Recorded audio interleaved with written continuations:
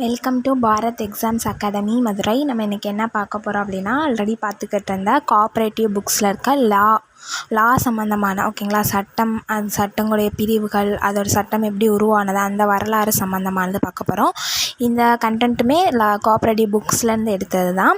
So நம்ம வந்து topic வைஸாக பிரித்து அதையுமே செப்பரேட் பண்ணி நம்ம வீடியோஸ் போட்டுக்கிட்டு இருக்கோம். ஓகேங்களா, ஃபஸ்ட்டு 2 யூனிட் பார்த்துருந்தோம். இன்றைக்கி 3rd யூனிட் பார்க்கலாம். ஓகேங்களா, 3rd யூனிட் என்னதுன்னா பிரித்தலும் இணைத்தலும். ஓகேங்களா, இந்த கோஆப்ரேட்டிவ் எக்ஸாம்ஸ்க்குரிய study material, online classes, test batch எல்லாமே நம்ம அகாடமிலேருந்து அவைலபிளாக இருக்குது. ஸோ வில்லிங் ஸ்டூடெண்ட்ஸ் வந்து காண்டாக்ட் பண்ணுங்கள். பிரித்தலும் இணைத்தலும் அப்படின்ற டாபிக் தான் இன்றைக்கி பார்க்க போகிறோம். சங்கத்தை பிரித்தல் என்பது எந்த சட்டப்பிரிவு மற்றும் விதியின் கீழ் உள்ளதுன்னா பிரிவு 13 விதி 18. ஓகேங்களா, சங்கத்தை பிரிக்கிறோம் அப்படின்னா ஒரு சங்கத்தை 2ஆக பிரிக்கலாம், 3 அந்த மாதிரி செப்பரேட்டாக ஒரு டிபார்ட்மெண்ட் வைஸாக பிரிக்கினாலும் ஓகே, இல்லை ஹோல் அதாவது மொத்தமாக நிர்வகிக்கிறத 2 பகுதியாக பிரித்து நிர்வகித்தா கொஞ்சம் ஈஸியாக இருக்கும்ல. ஸோ அந்த மாதிரி சங்கத்தை வந்து பிரிப்பாங்க.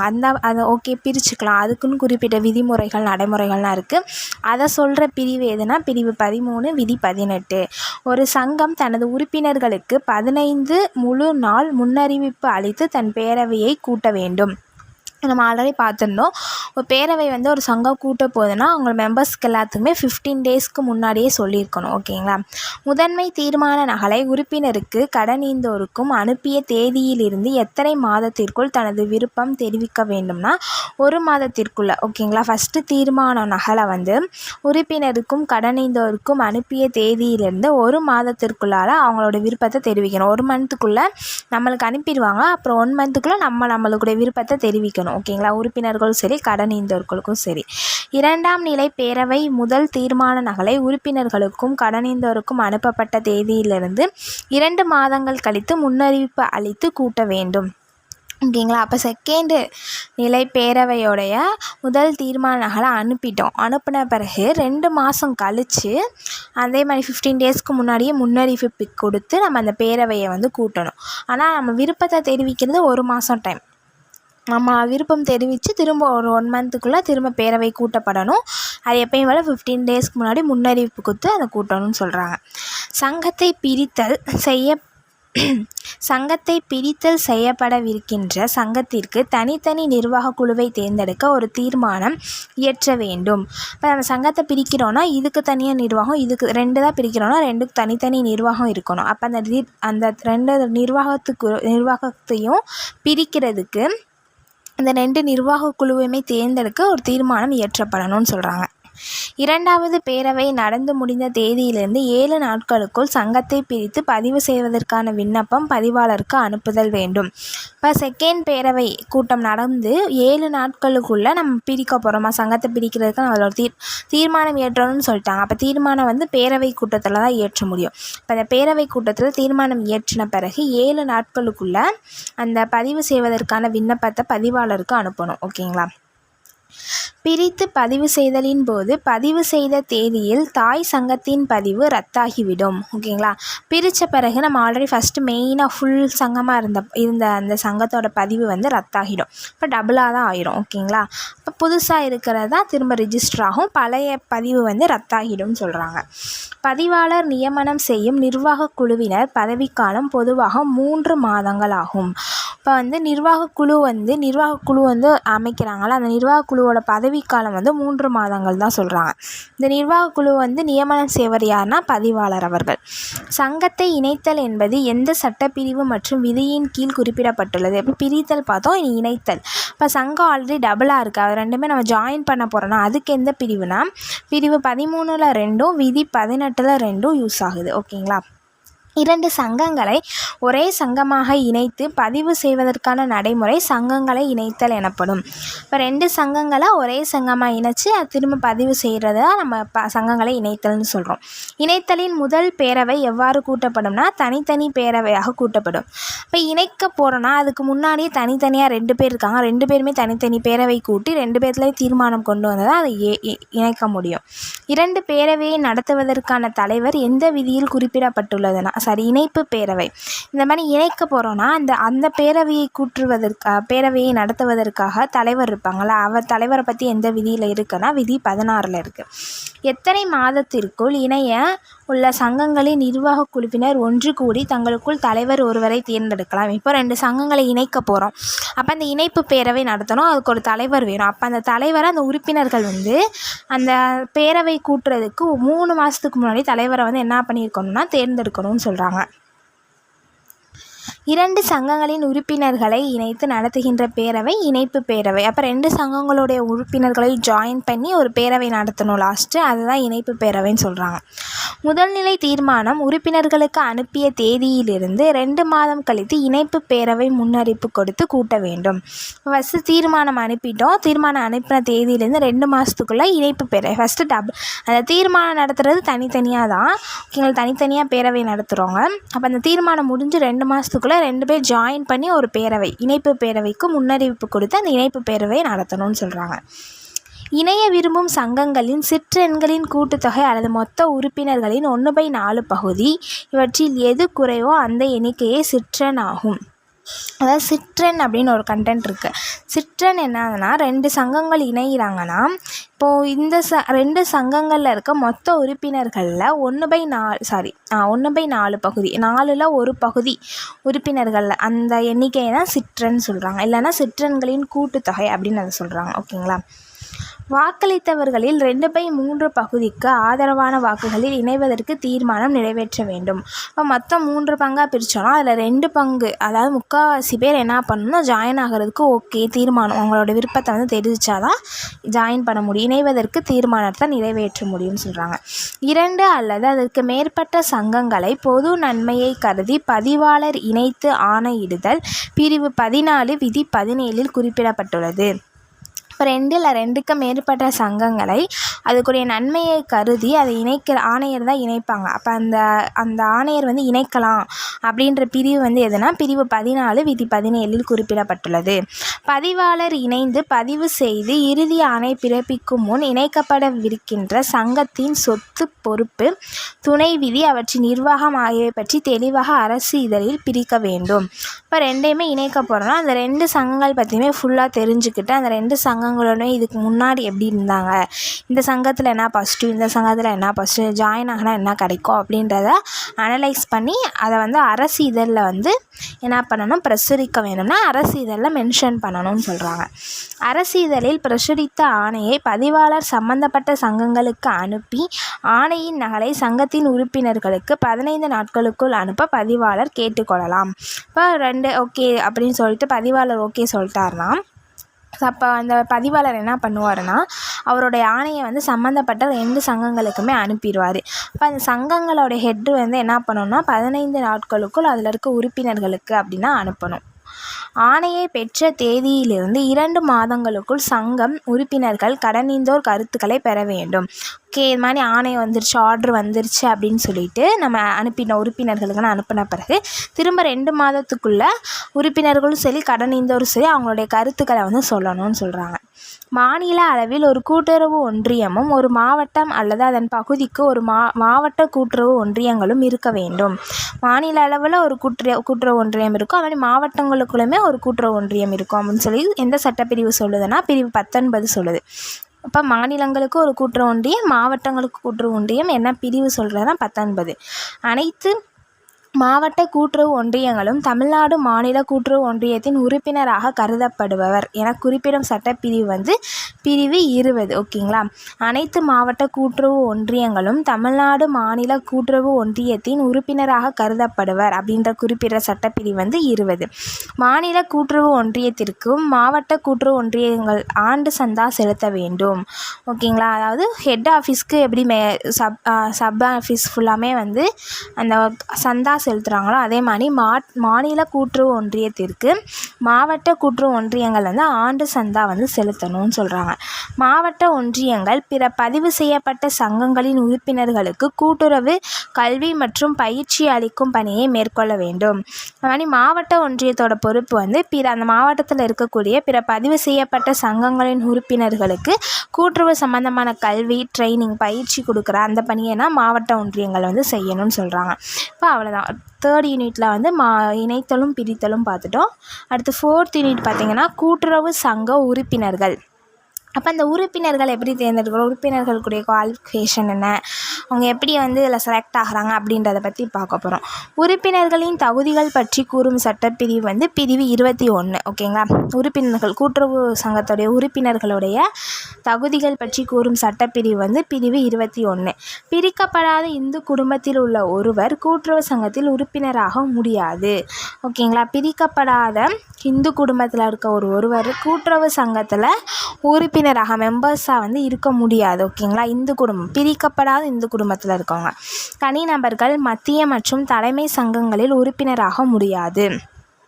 அது மாதிரி தனிநபர்கள், ஓகேங்களா, தனியாக இருக்கக்கூடிய ஒரு நபர் வந்து மத்திய தலைமை சங்கங்களோட உறுப்பினராக முடியாது. ஒரு சங்கத்தில் சேர தகுதியுடைய ஒரு நபர் பூர்த்தி செய்ய வேண்டிய விண்ணப்ப படிவ எண் 16. இப்போ ஒரு சங்கத்தில் சேரணும்னு நம்ம ஆசைப்பட்றோன்னா நம்ம என்ன ஃபார்ம் ஃபில்லப் பண்ணணும்னா ஃபார்ம் நம்பர் வந்து 16 படிவ எண் 16 வந்து நம்ம ஃபில்லப் பண்ணணும்னு சொல்கிறாங்க. ஆனால் அந்த சங்கத்தில் சேர்றதுக்கு தகுதி வந்து நம்மளுக்கு இருக்கணும். அப்போ தான் அந்த ஃபார்ம் ஃபில்லப் பண்ண முடியும். பூர்த்தி செய்யப்பட்ட விண்ணப்பத்தில் கையெழுத்திட்டு எந்த விதியின்படி சங்கத்திற்கு கொடுக்க வேண்டும்னா விதி 27. இப்போ நான் விண்ணப்பத்தை ஃபில் பண்ணி திரும்ப நம்ம வந்து ஃபில் பண்ணால் அந்த சங்கத்திட்ட போய் ஒப்படைக்கணும்ல, கையெழுத்துலாம் போட்டு நம்ம கையெழுத்து போட்டு ஒப்படைக்கணும். அதை பற்றி எந்த விதி சொல்லுதுன்னா விதி எண் 27. நிர்வாக குழு விண்ணப்பத்தை பெற்ற 60 நாட்களுக்குள் பரிசீலனை செய்து தகுந்த காரணங்கள் இருந்தால் விண்ணப்பம் மறுத்து உறுப்பினர்களுக்கு தகவல் கொடுக்கலாம். ஓகேங்களா. அப்போ நம்ம விண்ணப்பத்தை சமர்ப்பிச்சிட்டோன்னா அந்த விண்ணப்பத்தை பெற்ற 60 நாட்களுக்கு அப்போ 2 monthsக்குள்ளே அந்த விண்ணப்பத்தை பரிசீலனை செய்து இந்த காரணங்களால் நான் உங்களை செலக்ட் பண்ணலை, இல்லை இந்த காரணங்களால் உங்களை செலக்ட் பண்ணுறோன்னு சொல்லி அந்த உறுப்பினருக்கு தகவல் கொடுக்கணும்னு சொல்கிறாங்க.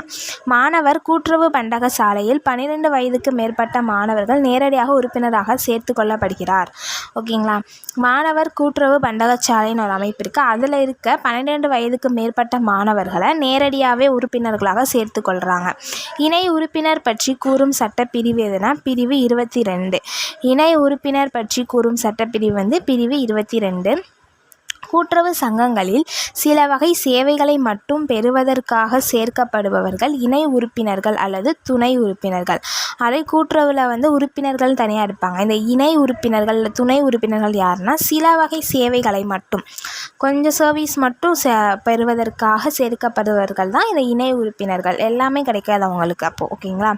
இணை உறுப்பினர்களுக்கான கட்டணம் ₹15 செலுத்திய பின்னரே சங்கத்தின் சேவையை பெற முடியும். இப்போ இணை உறுப்பினர் ஆகணும்னா அதுக்கு எவ்வளோ ஃபீஸ் அப்படின்னு பார்த்தீங்கன்னா ₹15 கட்டின பிறகு சங்கத்தோட சேவையை வந்து பெற முடியும். உறுப்பினர்களின் தகுதியின்மைகள் பற்றி கூறும் சட்டப்பிரிவு மற்றும் விதிகள் வந்து பிரிவு 23 விதி 34 33. ஓகேங்களா. தகுதியின்மைகள், தகுதி பற்றி ஆல்ரெடி ஒரு பிரிவு பார்த்தோம். தகுதியின்மைகள், ஓகேங்களா, உறுப்பினர்கள் தகுதி பற்றி கூறுவது 21. அதே மாதிரி தகுதியின்மைகள் பற்றி கூறுவது 23 விதி எண் 33 மற்றும் 34. சிறை தண்டனை பெற்று தண்டனை முடிந்த தேதியிலிருந்து ஓராண்டு நிறைவு பெறாதவர் உறுப்பினராக தகுதி இல்லாதவர். ஒருத்தவங்க ஜெயிலுக்கு போயிட்டாங்கன்னா ஜெயிலேருந்து வெளிவந்தோடனே உறுப்பினர் ஆக முடியாது. ஓராண்டு 1 வருஷம் கழித்து வேணால் நீங்கள் அதில் உறுப்பினராக ஜாயின் பண்ணலாம். இப்போ சிறை தண்டனை பெற்று சிறை தண்டனை முடிந்த தேதியிலிருந்து ஓராண்டு நிறைவு பெறாதவர் உறுப்பினராக முடியாது. ஒரு கூட்டுறவு சங்கத்தில் உறுப்பினர் பதவியிலிருந்து நீக்கப்பட்ட தேதியிலிருந்து 3 ஆண்டுகள் நிறைவு பெறாதவர் உறுப்பினராக சேர இயலாது. இப்போ ஆல்ரெடி ஒருத்தர் கூட்டுறவு சங்கத்தில் உறுப்பினர் இருந்திருக்காரு, ஏதோ தப்பு பண்ணி ஏதோ வந்து அவரை நீக்கிட்டாங்க, பதவி நீக்கம் செஞ்சு 3 ஆண்டுகள் பதவி நீக்கப்பட்ட செய்யப்பட்ட தேதியிலிருந்து 3 ஆண்டுகள் நிறைவு பெறாதவர் 3 ஆண்டுகள் நிறைவு பெறாமல் அவர் திரும்பவும் ஒரு சங்கத்தில் உறுப்பினராக சேர முடியாது. சங்கத்தின் உறுப்பினர் பதவியிலிருந்து விலகிய தேதியிலிருந்து ஓராண்டு நிறைவடையாதவர் உறுப்பினராக தகுதி இல்லாத. அது மாதிரி நானே விலகிக்கிறேன்ப்பா, நீங்கள் பதவி நீக்கம்னா செய்ய வேணாம், நானே விலகிறேன், எனக்கு ஏதோ ஒரு இஷ்யூ, ஹெல்த் இஷ்யூ இல்லை ஃபேமிலி ப்ராப்ளமும் நானே வந்து சங்கத்து உறுப்பினர் பதவியிலேருந்து விலகினாங்கன்னா 1 year முடியாமல் அவங்களும் இன்னொரு சங்கத்தில் உறுப்பினராக வந்து ஆக முடியாது. விலகிய தேதியிலேருந்து ஓராண்டு முடிவர இருக்கும். ஓகேங்களா. ஒழுக்கக்கேடான குற்றத்திற்காக தண்டிக்கப்பட்டவர் தண்டனை எதுவாக இருந்தாலும் தண்டனை முடிந்த தேதியிலிருந்து கைதிகள் திருந்துவதற்காக ஏற்படுத்தப்பட்ட கூட்டுறவு சங்கத்தில் உடனடியாக உறுப்பினர் ஆகலாம். ஓகேங்களா. ஒரு வேளை குற்றம் செஞ்சு அதுக்குள்ள தண்டனை பெற்றவங்க வந்து அந்த தண்டனை முடிஞ்ச தேதியிலேருந்து இதுக்குன்னு தனியாக ஒரு கூட்டுறவு சங்கம் இருக்குது. கைதிகள் திருந்துவதற்காக ஏற்படுத்தப்பட்ட கூட்டுறவு இயக்கத்தில் உறுப்பினர் ஆகலாம்னு சொல்கிறாங்க. நிதி உதவும் வங்கியின் பணியாளர்கள் அவர்களுக்கான பணியாளர் சிக்கன நாணய சங்கத்தில் உறுப்பினராக சேரலாம். நிதி உதவும் வங்கியோட அதாவது வங்கியில் ஒர்க் பண்ணுறவங்க என்ன பண்ணலாம், அதாவது நிதி ஃபண்டு கொடுக்குறாங்களா அந்த பேங்க்கில் ஒர்க் பண்ணுறவங்க அவர்களுக்கான பணியாளர் சிக்கன நாணய சங்கத்தில் உறுப்பினராக சேரலாம். சங்கத்தின் சேவையை பெறுவதற்கான உரிமை பற்றி கூறும் சட்டப்பிரிவு மற்றும் விதி சங்கத்தின் சேவையை பெறுவதற்கு பிரிவு 24 விதி 36. ஒரு சங்கத்தில் வேண்டுமென்றே சேவை மறுக்கப்பட்டால் உறுப்பினர் பதிவாளருக்கு விண்ணப்பித்து சேவையை பெறலாம். ஒருவேளை ஒரு சங்கத்தில் வேணும்னே அவங்க சேவை தராமல் அவங்கள மறுக்கிறாங்கன்னா உறுப்பினர் பதிவாளர் இருக்காங்களா அவர்கிட்ட நம்ம ஒரு ஃபார்ம் கொடுத்து நம்மளுக்கான சேவையை நம்ம பெறலாம் அப்படின்னு சொல்கிறாங்க. உறுப்பினரை நீக்குதல் பற்றி எந்த விதியில் குறிப்பிடப்பட்டுள்ளதுன்னா விதி 37 மற்றும் 39 உறுப்பினரை நீக்குவதற்கான விதிகள் கூறப்பட்டிருக்கு. உறுப்பினரை நீக்குதல் சட்டப்பிரிவு எதுனா உறுப்பினரை நீக்குவதற்குரிய சட்டப்பிரிவு 25 பிரிவு 25. உறுப்பினர்களில் 1/4 அல்லது 25 நபர்கள் இதில் எது குறைவோ அந்த எண்ணிக்கை உள்ளவர்கள் எழுத்து மூலம் கேட்பதின் மூலம் சிறப்பு பேரவையை கூட்டலாம். இப்போ உறுப்பினர்கள் மொத்தத்தில் 4ல் 1 பங்கோ இல்லை 25 பேர் சேர்ந்து ஒரு கூட்டம் கூட்டணும், இந்த மாதிரி ஏதோ ஒரு தீர்மானத்துக்காண்டி கூட்டணும்னு சொல்லி அவங்க மட்டும் சொன்னாலே ஒரு சிறப்பு பேரவை கூட்டலாம்னு சொல்கிறாங்க. உறுப்பினர் வாக்களிக்கும் உரிமை பற்றி எந்த பிரிவு மற்றும் விதியில் குறிப்பிடப்பட்டுள்ளதுன்னா பிரிவு 26 விதி 38 கூறப்பட்டுள்ளது. வாக்களிக்கும் உரிமை பற்றி சொல்கிறது பிரிவு 26 விதி 38. ஒரு நபருக்கு ஒரு வாக்கு என்ற முறையில் வாக்குரிமை வழங்கப்பட்டது. அப்போ ஒருத்தவங்க ஒரு வாக்கு போடலாம், ஓகேங்களா. நார்மலாக ஒரு நபருக்கு ஒரு வாக்கு அப்படின்னு சொல்லி வாக்குரிமை. கூடுதல் வாக்கை பெற்றுள்ளவர் யாருன்னா சங்கத் தலைவர். ஒருத்தவங்களுக்கு ஒரு வாக்கு தான், எக்ஸ்ட்ரா வாக்கு ஓட் பண்ணலாம் அப்படின்ற தகுதி இருக்கிறவர் யாருன்னா சங்கத் தலைவர் அவர்கள் எக்ஸ்ட்ரா ஓட் பண்ணலாம். இணை உறுப்பினருக்கு வாக்களிக்கும் உரிமை கிடையாது. உறுப்பினர்களுக்கு மட்டும்தான் வாக்களிக்கும் உரிமை. இணை உறுப்பினர்களாக இருப்பாங்க, 50 ரூபீஸ் சார்ஜ் பண்ணி சேர்றாங்களா அவங்களுக்கு வாக்களிக்கிற உரிமை கிடையாது. தவணை கடந்த கடன் பாக்கி உள்ள நிர்வாக குழு உறுப்பினர்கள் தேர்தலில் வாக்களிக்க இயலாது. அது மாதிரி தவணை கடந்த கடன் பாக்கி கடன் கொடுக்குறவங்க தவணை முடிஞ்சு கடன் ஃபுல்லாக முடியாமல் இருக்கிற உறுப்பினர்கள் இருப்பாங்களா அவங்க தேர்தலில் வாக்களிக்க இயலாது. நிர்வாக குழு தேர்தலில் சமமான வாக்குகள் கிடைக்குமானால் குலுக்கல் முறை மூலம் நிர்வாக குழு உறுப்பினர் தேர்ந்தெடுக்கப்படுவர். இப்போ 2 உறுப்பினர்களுக்கு சேமான வாக்கு இருந்துச்சுன்னா குலுக்கல் முறையில் அதில் யார் பெஸ்ட்டுன்னு சொல்லி தேர்ந்தெடுக்கிறாங்க. உறுப்பினர் தன் சம்பந்தமான கணக்குகளை ஆய்வு செய்யும் உரிமை எந்த பிரிவு விதியில் கூறப்பட்டுள்ளதுன்னா பிரிவு 27 விதி 40 உறுப்பினர் சம்பந்தமான கணக்குகளை ஆய்வு செய்யும் உரிமை இருக்குது. பிரிவு 27 விதி 40. ஆய்வு செய்வதற்கு சங்கத்திற்கு முறையான விண்ணப்பத்தோடு ஆய்வுக்குரிய கட்டணத்தையும் செலுத்தணும். இப்போ என்னுடைய கணக்கு நான் ரிசர்ச் பண்ணணும், எப்படி இருக்குன்னு பார்க்கணுன்னா அதுக்கு முறையாக விண்ணப்பம் கொடுக்கணும், அதுக்குரிய கட்டணத்தையும் செலுத்தணும்னு சொல்கிறாங்க. ஆய்வு செய்ய வேண்டிய கணக்கு தொடர்பான ஒரு கூட்டுறவு ஆண்டுக்கு ரூபாய் 5 செலுத்த வேண்டும். இப்போ நம்மளுடைய கணக்கை பார்க்கணும் அப்படின்னா எவ்வளோ காசு கட்டணும், 5 ரூபாய் கட்டணும், அதுக்குரிய விண்ணப்பமும் கொடுக்கணும். அடுத்த ஒவ்வொரு கூட்டுறவு ஆண்டுக்கும் கூடுதலாக ரூபாய் 3 செலுத்த வேண்டும். ஃபஸ்ட் ஆண்டுக்கு 5 ரூபாய், அடுத்தடுத்து பார்க்கணும் ஒவ்வொரு வருஷத்துக்கு 3 ரூபாய், ஓகேங்களா. பங்கு மாற்றம் பற்றி குறிப்பிடப்பட்டுள்ள பிரிவுகள் பிரிவு 28 பிரிவு 29 பங்கு மாற்றம் பற்றி சொல்லுது. பங்கு மாற்றம் எந்த விதியில் இருக்குன்னு பார்த்தீங்கன்னா விதி 41 பிரிவு 28 29. ஒரு உறுப்பினர் ஓராண்டுக்கு குறையாமல் பங்கு வைத்திருந்தால் அத்தகைய பங்கினை நிர்வாக குழு ஒப்புதலுடன் பிற உறுப்பினர்களுக்கு மாற்றம் செய்யலாம். ஒரு உறுப்பினர் ஓராண்டுக்கு குறையாமல் பங்கு இருந்துச்சுன்னா அந்த பங்கினை நிர்வாக குழு ஒப்புதலுடன் பிற உறுப்பினர்களுக்கு மாற்றம் செய்யலாம். ஒரு நபர் கடன் அல்லது சேவை பெறுவதற்கு என உறுப்பினராகி 2 ஆண்டுக்கு மேற்படாமல் இருந்தால் அவர்களுக்கு கடன் சேவை மறுக்கப்படும் போது அவர் தொடர்பான பங்கினை வாபஸ் கொடுக்கலாம். ஒரு நபர் கடன் சேவை கடனோ இல்லை சேவையோ பெறுவதற்கு அப்படின்னு சொல்லி உறுப்பினராகி 2 ஆண்டுகளுக்கு மேற்படாமல் இருந்தால் அவர்களுக்கு கடனோ சேவையோ மறுக்கப்படும் போது அவர் தொடர்பான பங்கினை வாபஸ் கொடுக்கலாம் அப்படின்னு சொல்கிறாங்க. உறுப்பினர் தனது சங்க செயல் எல்லைக்கு வெளியே தனது குடியிருப்பை நிரந்தரமாக மாற்றும் போது பங்கு மாற்றம் செய்யப்படலாம்.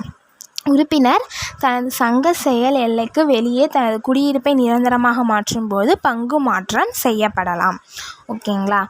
நெக்ஸ்ட்டு இதோட இந்த யூனிட் முடியுது. 5th யூனிட் நம்ம நெக்ஸ்ட் வீடியோவில் பார்க்கலாம். இன்றைக்கி 3rd 4th யூனிட் பார்த்துருக்கோம். ஸோ கண்டிப்பாக ஸ்கிப் பண்ணாமல் ஃபுல் வீடியோவாக பாருங்கள், அப்போ தான் உங்களுக்கு புரியும். ஓகேவா. தேங்க்யூ.